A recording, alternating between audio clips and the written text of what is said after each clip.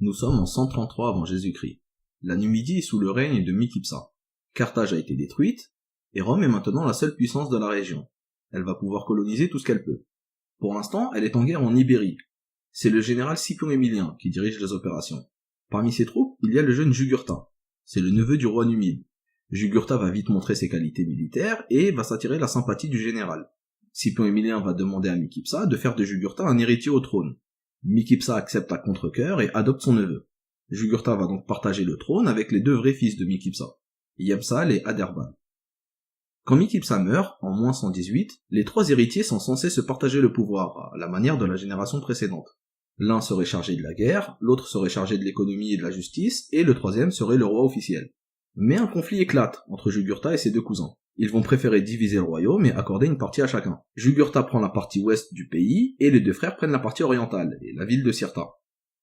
Le conflit est présenté par les auteurs romains comme un conflit personnel, entre un cousin qui serait sans foi ni loi, et deux frères qui seraient braves et gentils. En réalité, ce n'est que la version romaine des faits. Le conflit pourrait très bien être un conflit d'ordre politique. Jugurtha semble avoir une vision plus indépendantiste que ses deux cousins. Il est conscient que la chute de Carthage laisse le champ à Rome pour tout conquérir, et il sait que le modèle économique de Rome consiste justement à se financer en confisquant des terres et en faisant payer de lourds impôts au peuple conquis. Il se méfie de Rome. Jugurtha se contente pour l'instant de la partie ouest du pays, mais souhaite en réalité évincer ses deux cousins. Il commence par en faire assassiner un, le jeune Hyapsal. Cet assassinat va épouvanter toute la Numidie. Mais Jugurtha est un militaire, et il a le soutien de l'armée. Il réunit ses troupes et il envahit Cirta. Adherbal s'enfuit à Rome et porte plainte contre Jugurtha. Il exige l'intervention de Rome contre celui qu'il appelle le pire scélérat que la terre ait jamais porté. Le problème, Jugurtha a beaucoup d'amis à Rome, il connaît la mentalité des Romains. Il s'envoie lui aussi à Rome et réussit à corrompre les magistrats. Lors du procès, les deux Numides ressortiront avec un statu quo. Le royaume est officiellement divisé en deux, et Rome se charge maintenant de maintenir la paix. Au retour en Numidie, Jugurtha sait que son cousin l'attaquera un jour ou l'autre, donc il anticipe et décide d'attaquer le premier. Dès l'arrivée, il chasse Adherbal et marche sur Cirta. Rome est informé de ses agissements. Le Sénat envoie des diplomates à Cirta pour régler le conflit. Mais Jugurtha ne se réconcilie pas. Il fait assassiner son rival.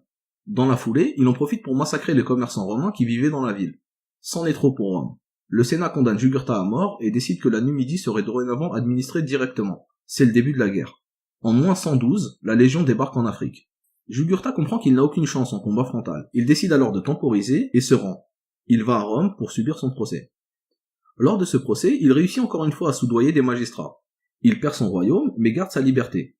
Dans la foulée, il fait secrètement tuer un autre de ses cousins qui était susceptible d'être nommé roi par les Romains. Sur le chemin du retour, il laisse cette phrase rester célèbre: « Ô Rome, ville à vendre, tu périras si tu trouves un acheteur. » Une fois de retour en Numidie, il reprend les hostilités. Il applique une stratégie de guérilla. Il attaque les légions romaines par surprise et se replie à chaque fois dans un endroit différent. Partout où il passe, il appelle les tribus numides à rallier sa cause. Il les exhorte à résister à l'envahisseur romain. En moins 110, il réussit à faire une attaque massive dans le camp du général Aulus, en pleine nuit. Les dégâts sont énormes côté romain. L'armée est décimée et tous les mercenaires ont rejoint Jugurtha. Jugurtha est en position de force. Il donne 10 jours à Aulus pour quitter le pays, lui et le peu de soldats qui lui restent. À Rome, c'est la désolation. Tout le monde crie vengeance. On envoie alors un nouveau général en Numidie pour reprendre la guerre. Le général Metellus. Metellus récupère une armée démoralisée et indisciplinée. Il part en guerre mais a du mal à vaincre Jugurtha. Son armée subit une embuscade le long du fleuve de Mutule. Metellus est mis à mal par Jugurtha. C'est le jeune lieutenant Marius qui a réussi à éviter aux Romains d'être taillés en pièces. Il remobilise l'armée et réussit à renverser la vapeur. L'armée romaine se remet à la poursuite de Jugurtha. Ils se mettent à piller les villes et à incendier les campagnes. Au fur et à mesure de ces opérations, Marius gagne le respect de l'armée et du peuple romain. Il réussit à faire reculer Jugurtha et assiège une à une les grandes villes de Numidie. Militairement, Jugurtha est en train de perdre. Il quitte la Numidie et tente de rallier à sa cause les Gétules et les Maures. Il trouve refuge chez Bocchus, le roi de Maurétanie. Jugurtha attend beaucoup de cette alliance. Il espère que Bocchus lui fournira une armée et qu'ensemble ils combattront les Romains.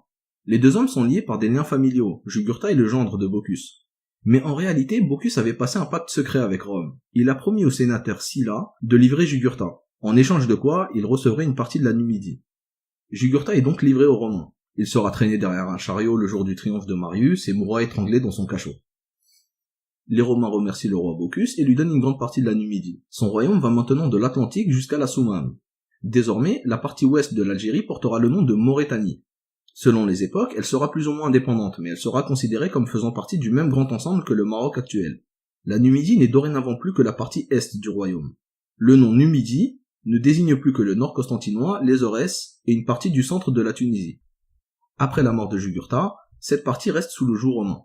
Pour maintenir l'ordre et ne pas créer de troubles après une guerre qui a causé de nombreux massacres, les Romains préfèrent placer un roi fantoche. Ce roi doit de préférence être de sang royal pour mieux être accepté. Un personnage correspond au profil, Gauda, le frère de Jugurtha. Ce dernier est décrit comme un peu simple d'esprit, on pense même qu'il serait atteint d'une maladie mentale. Il serait très bien manipulable et son statut familial le rend légitime aux yeux de son peuple. Les Romains vont tout de même installer des soldats en Numidie. On leur donne des lopins de terre et on amène des gétules travailler pour eux. Ces militaires sont installés sur la partie orientale de la Numidie. Ils servent en quelque sorte de tampon entre la province d'Afrique et les Aurès. En cas de révolte, ils seront en première position. En plus, en amenant des gétules, on s'attire leur sympathie et on pourra s'en servir comme mercenaires contre les Numides en cas de guerre. On sait jamais. La région connaîtra une relative période de paix pendant un demi-siècle. Pendant ce temps, c'est à Rome que la paix civile est menacée. Des tensions sont en train de monter entre deux courants politiques. D'un côté, les optimates, les représentants des patriciens, c'est-à-dire de la noblesse romaine, et de l'autre, les populares, le parti de la plèbe, du peuple. Il faut bien comprendre le conflit entre ces deux partis, car c'est lui qui a changé Rome à tout jamais. Quand Rome a commencé à faire des conquêtes, il y a quelques décennies, il y a eu un nombre conséquent d'esclaves qui ont été pris sur les terres conquises. C'était le cas par exemple lorsqu'ils ont conquis Carthage. Ces esclaves sont de la main-d'œuvre quasi gratuite, il suffit juste de leur donner à manger. En les amenant à Rome, ils ont permis aux riches propriétaires terriens de s'enrichir encore plus. Mais, le contre-coup, c'est qu'ils ont causé la paupérisation des petits paysans. Ça a entraîné un exode rural massif à Rome et un accroissement des pauvres, avec tout ce qui s'ensuit, insécurité, émeutes, etc. La situation devenait intenable et il fallait trouver une solution. Les populares, le parti de la plèbe, proposent de financer les pauvres en faisant des conquêtes et en revendant les terres. En revendant les terres, on pourrait acheter du blé et le donner aux pauvres. Les populares proposent, en d'autres termes, de régler les problèmes causés par la colonisation en faisant encore plus de colonisation. L'opposition entre les optimates et les populares sera personnifiée par le conflit entre Sylla, le patricien, et Marius, le plébéien. Vous vous souvenez de Marius et de Sylla? Marius était le lieutenant qui a battu militairement Jugurtha, et Sylla l'homme politique qui a négocié avec le roi Bocchus la capture de Jugurtha. Au retour à Rome, Marius, qui avait presque gagné la guerre, a eu un triomphe mitigé à cause de Sylla. Alors il lui en voulait, car il lui a en quelque sorte volé la vedette. Sylla narguait Marius et avait même fait fabriquer une bague dans laquelle était dessinée la scène de la trahison de Bocchus. Il signait tous ses documents avec ça et ça mettait Marius dans une rage folle. Les deux parties sont entrées en conflit ouvert dans lequel chacun faisait de la propagande contre l'autre. Ça a fini en guerre civile. Guerre au pluriel. Il y en a eu deux. On passera les détails, mais il faut savoir qu'à un moment donné, Marius fuit en Afrique. Il est reçu par Yempsal, le roi de la Numidie. Yempsal est le fils de Gauda. Sa famille est alliée à Sylla, car c'était Sylla qui avait mis Gauda sur le trône. Yempsal tente de capturer Marius pour le livrer à Sylla, mais Marius réussit à s'enfuir. Et pour se venger, il va soutenir un coup d'état en Numidie. Yempsal est chassé du trône, et il ne retrouvera son trône que 2 ans plus tard, avec l'aide d'un allié de Sylla, Pompée. Ce même Pompée sera impliqué dans un autre conflit, la Troisième Guerre civile romaine. La Troisième Guerre civile fait suite aux 2 guerres civiles causées par Marius et Sylla. Là encore, on a les optimates contre les populares. Pompée est le leader des optimates. Il est opposé à Jules César. Jules César est issu d'une famille noble, mais il est devenu leader auprès de la plèbe en raison de ses positions populistes. Il promet aux Romains de leur donner du blé et de coloniser de nouvelles terres pour les offrir aux petits paysans romains. César venait de gagner des victoires de prestige en Gaule. Il profite de sa popularité auprès de son armée et marche sur Rome. Il conquiert le pouvoir. Pompée et ses partisans doivent fuir. Ils vont d'abord en Grèce puis en Égypte. En Égypte, Pompée est fait assassiner par le pharaon qui l'a reçu. Les partisans de Pompée s'enfuient encore et se réfugient cette fois en Numidie, chez le roi Juba, le fils de Yempsal. César fait envoyer une armée en Afrique à leur trousse. Juba a une dette morale envers les optimates. Déjà, c'était Pompée qui avait remis son père sur le trône après le coup d'état. Juba a également une rancœur envers César, car César l'avait humilié publiquement à Rome des années auparavant. Mais il a surtout des intérêts à défendre. La politique des populares se base sur une extension du territoire romain et une confiscation massive des terres au profit des citoyens romains. Juba sait qu'une victoire de César signifie purement et simplement la colonisation de son pays. César envoie le général Curion en Afrique. Curion était un homme un peu arrogant qui avait déclaré au Sénat qu'il fallait tout simplement annexer la Numidie. Une fois sur le sol numide, Juba l'a taillé en morceaux. Son armée est littéralement annihilée.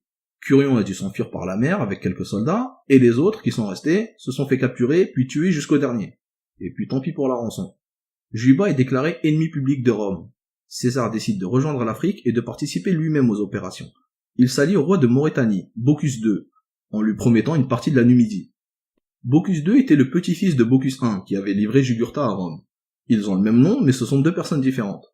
Au moment où César arrive, Juba est encerclé. À l'ouest, il est attaqué par le roi de Maurétanie. À l'est, le proconsul d'Afrique est un partisan de César. Et au sud, les Gétules sont en tension avec les Numides depuis que les Romains les avaient installés sur le territoire numide. César débarque à Hadrumète, l'actuelle ville de Sousse en Tunisie. Juba tente d'y aller pour le combattre, mais il doit vite faire demi-tour. Bocchus de Maurétanie avait profité de son absence pour attaquer Cirta. Mais Juba arrive trop tard et la ville est déjà prise. Les partisans de Pompée, quant à eux, sont battus par César à Thapsus. Juba tente de se replier vers la ville de Zama, où habitait sa famille, mais les habitants lui refusent l'accès. Juba reste seul, il sait que la défaite est inévitable. Il préfère alors se donner la mort lui-même, plutôt que d'être fait prisonnier et traîné derrière un chariot à la gloire de César comme un vulgaire trophée. Comme convenu, Bocchus reçoit une partie de la Numidie. Il reçoit en récompense la petite Kabylie et la région de Sétif.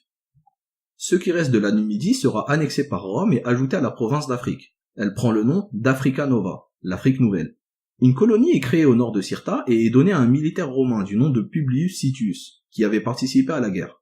Cette colonie est le résultat de la politique de César, qui promettait de donner des terres à des colons. Mais surtout, elle sert de zone tampon entre l'Afrique romanisée et les zones tribales de Petite Kabylie. En disposant des militaires à cet endroit, on assure la sécurité des zones les plus romanisées. Cette colonie, ainsi que les territoires donnés au roi Bocchus de Maurétanie, appartenaient à un roi qui s'appelait Massinissa II. Massinissa II était un roi numide, associé à Juba. Son fils, Arabion, va tenter de récupérer les terres. Il est très populaire dans la région, les tribus locales le considèrent comme le seul vrai roi. Arabion réussit à tuer Publius Sitius et à reprendre son royaume. Mais sa victoire est de courte durée et il meurt 4 ans à peine après avoir retrouvé son royaume. À la mort d'Arabion, il n'existe plus de royaume en Numidie. C'est le début d'un long processus de romanisation. Voilà, c'est la fin de cet épisode, je vous remercie de l'avoir suivi, j'espère qu'il vous a plu. Je vous donne rendez-vous dans un prochain épisode où on parlera de la Numidie romaine et du royaume de Maurétanie.